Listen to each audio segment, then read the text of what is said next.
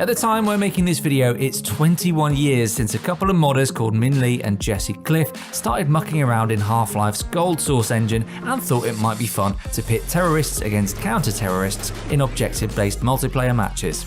2 decades and 4 major releases later, it's not just, a big game. Let's put it this way, rare weapon skins from CSGO are worth actual thousands. It's arguably the most competitive and watchable esports series going. People have basically developed their own language for communicating in-game, and many of the maps span that entire period, meaning the likes of Dust 2 are etched as inexorably into our collective consciousness as the walk from our old school to the sweet shop. With incredible enduring popularity and an unorthodox route into the big time, Counter-Strike is a game whose history is well worth delving into, particularly if, like me, your fetishism for the late 90s knows no bounds. So let's start right at the beginning. This story, like so many about PC gaming, begins with Half-Life.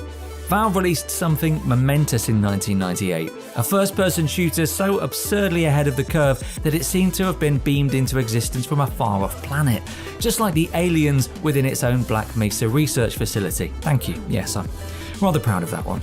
It was the game of this pre-millennial build-up era, and what made it even more essential to PC gaming was the modding scene that sprang up around it. Valve released a level editor bundled with the game, which meant that even after you'd finished one of the best first-person shooters ever made, don't at me, there was an absolute raft of new fan-made stuff to play for free afterwards. Some of these mods, like They Hunger and USS Darkstar, were new single-player experiences that changed the theme and setting, and some of them were new multiplayer setups like Action Half-Life, which turned John Woo movies into online brawls, or Day of Defeat, which sends the gunplay back to the Second World War. And then there was Counter-Strike. Honestly, even though we were spoiled for choice in 1999 with what to install next in our Half-Life directory, this one was the most popular nearly immediately. While everyone else seemed to be making sci-fi adventures or wacky add-ons, this was a game that revelled in realism, and that really made it stand out. I know it doesn't really look like that now, but even the fact that the guns were real and the counter-terrorists were based on real military forces was a big draw back then.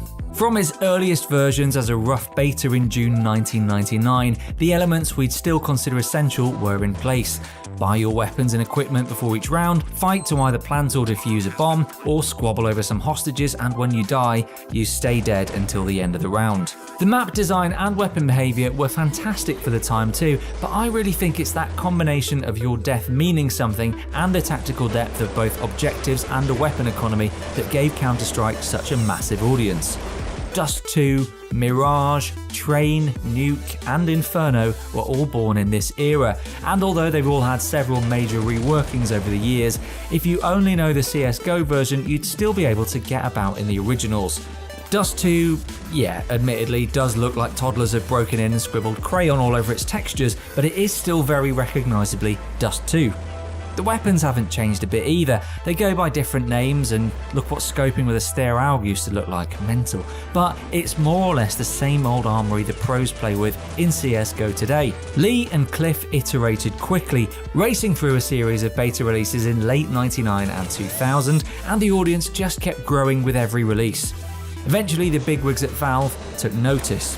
Valve bought the Counter-Strike IP in 2000 and released version 1.0 that September. Both Lee and Cliff maintained at least a degree of involvement after the buyout before eventually handing over total control to Valve. And for Valve, now the masters of Counter-Strike's destiny, the problem was obvious. Counter-Strike was a mod. Enemy spotted. It was totally free to download and play as long as you owned Half-Life, and while that little detail was contributing to its enormous success, looking back they were obviously looking for how to monetize its popularity. The answer was Counter-Strike Condition Zero. Slated as a kind of soft sequel to the original mod and announced in 2001, it was going to be an improvement on the familiar multiplayer game, which also brought single-player missions to the fray. Notice I'm saying was to be there. Because actually, what with one thing and another, swapping developers and flim-flamming on what Condition Zero was actually going to be, it didn't make it out into the shops until 2004, by which time the Gold Source engine looked more worn out than Manuel Pellegrini if he kept it up 3 nights in a row doing burpees. Right, let's move. Let's get the hell out of here. I mean, it still feels good to play, it's Counter-Strike, of course it does, but it doesn't look that far removed from the previous version, does it? And to really seal its fate, Half-Life 2 was just months away now with its incredible new physics-based game engine, which meant Counter-Strike Source was too.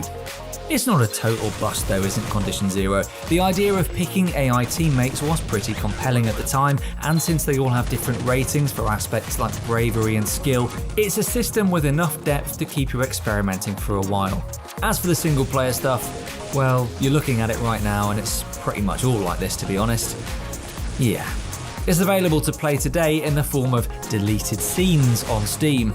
I wouldn't recommend doing so, but there it is. Best remembered as a bizarre moment when one of the most popular multiplayer games of all time felt the need for a solo campaign, Condition Zero didn't really move the chains along on the fundamental formula. RPG from 3 o'clock, evade!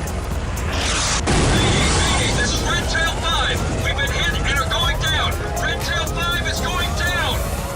Okay, we're in 2004 now, November the 1st. Half-Life 2 has just arrived, and with it is a remake of Counter-Strike that looks lovely and feels just as... well, there's no word for how great headshots feel here, so thank goodness we're talking about it in a visual medium. Look at that. Visceral poetry. I'm getting distracted. Counter-Strike Source was a massive leap forwards. And like Valve's new software distribution platform called Steam, making it an inexorable part of buying Half-Life 2 was a canny move on Valve's part that really made sure CS remained popular as gaming entered this new, high-fidelity, physics-driven era.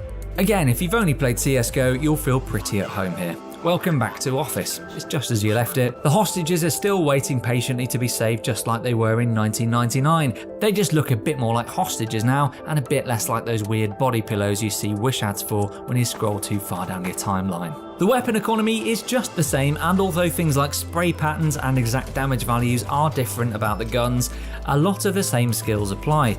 This isn't a game about running around and firing indiscriminately, and it never has been. Here in discontinued but treasured maps like Aztec and Havana, walking around quietly with shift, aiming for the head and firing in short bursts is the one. There was a lot of tinkering during the Source years though. In 2006, Valve rolled out dynamic pricing, which changed weapon costs according to how in demand they were the previous week. It was supply and demand just like the real economic market, only with AUPs acting as gold bullion. Yeah, and looking back, we're all thankful that didn't stick around for the long run, otherwise AKs would probably cost $20,000 each by now. And as we all know, that's only a sensible price tag for an entirely cosmetic weapon skin. We were already thinking about Counter-Strike as an old-timer in the late noughties, and that started to add to its value too. This wasn't a time of feverish nostalgia like we find ourselves in today, but something about playing those same maps you'd spent entire summer holidays in years before was unbelievably comforting. Counter-Strike was like coming back to the old family home and finding that Noob Slayer 69 is still camping behind the coat rack, ready to deagle headshot you.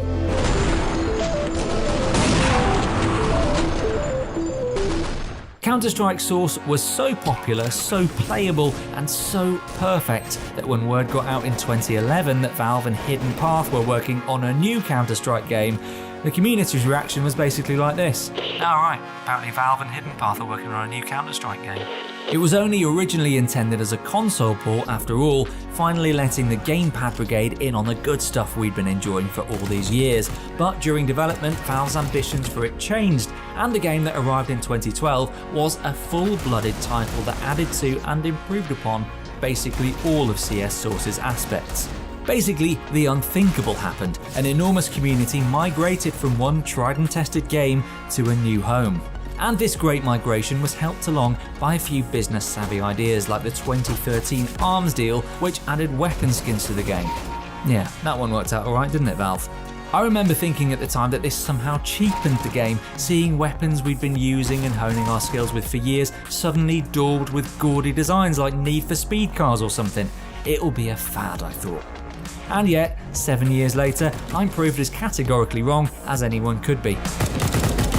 My mate got an AUP skin a while ago that's currently selling for £1,000 actual on Steam's market. Not all the old treasures have made it over. Cobble and Aztec, two of our personal all-time faves on the channel, aren't currently on the active duty roster, which means you can't play competitive matches on them. But what we have instead is intelligent matchmaking, new modes like Arms Race and Flying Scoutsman, and limited time operations. At the time this is going out, there have been 9 operations so far, and the first one, Operation Payback, came in 2013, not long after CSGO's release. Operations are a bit like Fortnite season passes, challenging you with specific in-game accomplishments with a hard deadline in exchange for cosmetic drops. Unlike Fortnite though, Operations also bring community-made maps into play, and some of these have become firm favourites, shout out to Seaside. And that is the hallmark of modern online gaming really, isn't it? This might be part of the secret to CSGO's enduring popularity, the way it blends absolutely ancient maps like Dust 2 with new school mechanics like skins, loot boxes and a sense of progression that we need nowadays to keep plugging away at those headshots. So we've gone from Half-Life mod to stratosphere straddling esports giant in just 2 decades. Here's to many more Counter-Strike. And here's to many more Logitech G deep dives on the classic PC games you love. Let's hear your suggestions for what to cover next down in the comments, and leave us a like if you enjoyed this one. Remember to subscribe to the channel if you haven't already, and hit that notification bell so you never miss a vid from us. Catch you next time.